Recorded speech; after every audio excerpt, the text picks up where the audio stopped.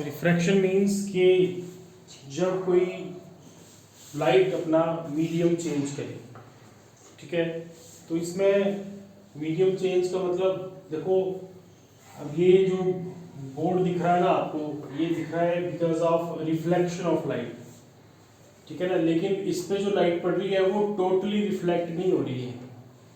ऐसा नहीं है कि इसके ऊपर जितनी भी लाइट पड़ रही है वो पूरी रिफ्लेक्ट हो जा रही है। अगर पूरी रिफ्लेक्ट हो जा रही होती तब आपको ये दिखना नहीं था जो इस पे लिखा हुआ था। जैसे कि यहाँ पे बीच जैसे वैसे दिखता नहीं है, लाइट पड़ती है ना पीछे वाली, तो क्योंकि बोर्ड थोड़ा स्मूथ हो गया हुआ कई जगह से, तो वो उस जगह से लाइट को रिफ्लेक्ट कर देता है। तो रिफ्लेक्शन की वजह से फिर वो पार्ट चमक जाता है, ठीक है। मतलब रिफ्लेक्शन में उसकी इमेज ही बन जाती है बिजली वाली लाइट की। लेकिन इस वाले पार्ट पे, जिस वाले पार्ट पे आप इसको देख भी रहे हो साथ में, और आप ये सारा चमक भी नहीं रहा, उसका कारण है कि दोनों फिनोमिनन साइमल्टेनियसली हो रहे हैं। मतलब रिफ्लेक्शन भी हो रही है और रिफ्रैक्शन भी हो रही है। तो जो रिफ्रैक्शन हो रही है उसकी वजह से ये थोड़ा सा आपको जो भी विजुलाइज होगा, ठीक है, क्योंकि इसमें कुछ लाइट अब्जॉर्ब भी हो जा रही है और कुछ पार्ट जो है वो रिफ्लेक्ट हो जा रहा है, तो हमारी आईज में जा रहा है।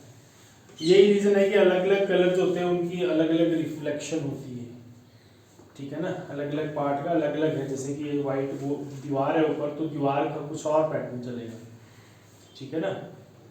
तो रिफ्रैक्शन के लिए जनरली कंसेप्ट यही है कि जब भी कभी आपके पास लेट अस सपोज ये एक मीडियम है, ये वाला पार्ट N1 रिफ्रैक्टिव इंडेक्स का और ये N2 का है। तो यहाँ पे जो टर्म जनरेट हो रही है वो है रिफ्रैक्टिव इंडेक्स। रिफ्रैक्टिव इंडेक्स का मतलब होता है कि ये ही डिसाइड करता है कि कौन सा मीडियम रेयरर है, कौन सा मीडियम डेंसर है, ठीक है। मीडियम की वैल्यू कि किस तरह से, जैसे वाटर जो है, वाटर का जो रिफ्रैक्टिव इंडेक्स है वो 1.3 है या 4/3 भी बोल सकते हैं। और जो ग्लास है उसका रिफ्रैक्टिव इंडेक्स 1.5 है। समझ रहे बात? ग्लास का 1.5 है 3/2। लेकिन जो एयर है उसका 1 ही है, पूरा 1 तो नहीं पर 1 पॉइंट समथिंग होता है, ठीक है।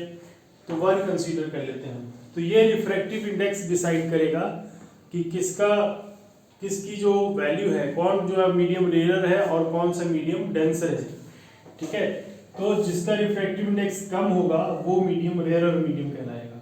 जैसे कि एयर ग्लास वाटर के कंपैरिजन में रेयर मीडियम हुआ, वाटर डेंसर मीडियम हो गया, ठीक है ना। ग्लास जो है वो वाटर के कंपैरिजन में और डेंस हो गया। ऐसे ही सबसे ज्यादा रिफ्रैक्टिव इंडेक्स आता है डायमंड का, ठीक है, 2.4। तो डायमंड का रिफ्रैक्टिव इंडेक्स सबसे ज्यादा है, तो वो हार्डेस्ट सब्सटेंस है, वो रिफ्रैक्टिव इंडेक्स ही डिसाइड कर रहा है, ठीक है ना, कि कौन सब्सटेंस जो है वो डेंसर होगा और कौन सब्सटेंस जो है वो रेयर होगा, कौन सा मीडियम डेंसर होगा, कौन सा मीडियम रेयर होगा, वो रिफ्रैक्टिव इंडेक्स डिसाइड कर रहा है। रिफ्रैक्टिव इंडेक्स आप जो वैल्यू मैं यहाँ लिख रहा हूँ 4/3 और 2/3/2 1, ये इन वैल्यूज को निकालने के लिए फॉर्मूला है। रिफ्रैक्टिव इंडेक्स का अपना एक फॉर्मूला है और वो फॉर्मूला है C/V, यानी कि velocity of light in vacuum to the velocity of light in medium, ठीक है ना। जो मीडियम, जिस मीडियम की बात हो रही है उसमें जो वेलोसिटी ऑफ लाइट है, उससे जो velocity of light in vacuum है असली में वैल्यू 3 × 10⁸ मीटर/सेकंड होती है, उससे डिवाइड कर देते हैं जब वैल्यू को, तो ये आंसर आता है जो मैंने लिखे हुए हैं, ठीक है। तो ये रिफ्रैक्टिव इंडेक्स का एक फॉर्मूला भी आपने याद रखना है, समझ रहे हैं बात। अब इसमें एक और चीज, अब जो बात चलते हैं वापस आते हैं रिफ्रैक्शन ऑफ लाइट पे।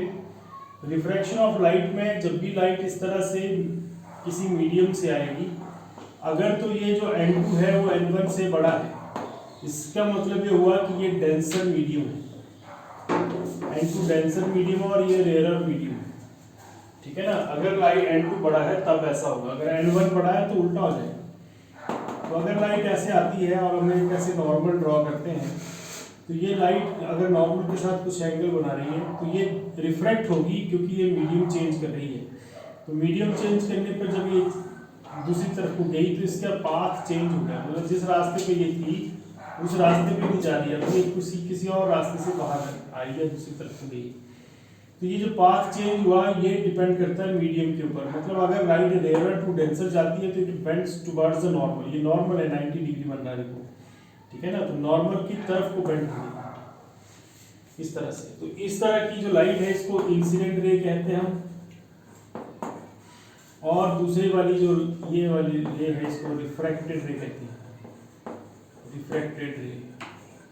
ये जो एंगल आई मैंने बना रखा है ये इंसिडेंट एंगल है, इंसिडेंट कह लो या एंगल ऑफ इंसिडेंस कह लो, एंगल ऑफ इंसिडेंस। और ये जो आर बनाया हुआ है ये है angle of refraction, angle of refraction.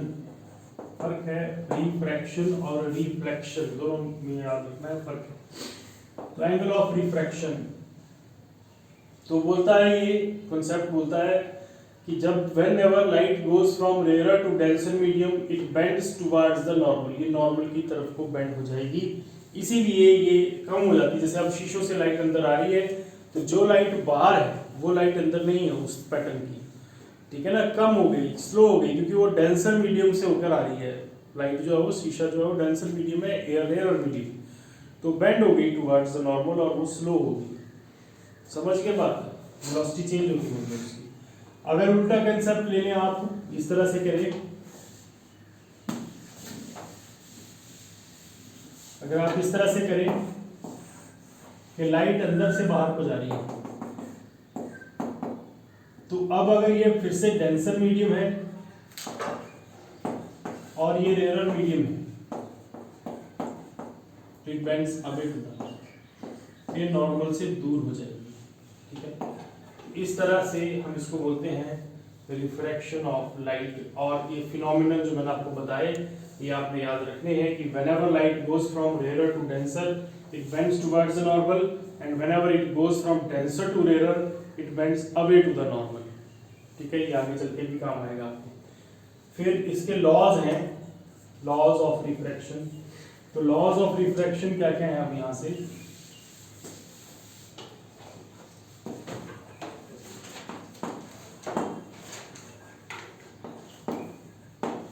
पहला लॉ तो यही है कि जो एंगल इंसिडेंट रे है, रिफ्रैक्टेड रे और नॉर्मल है, they all lies in the same plane. तो ये तो सेम एक तरह से इजी सी बात है कि incident ray, refracted ray and normal they all lies in the same plane.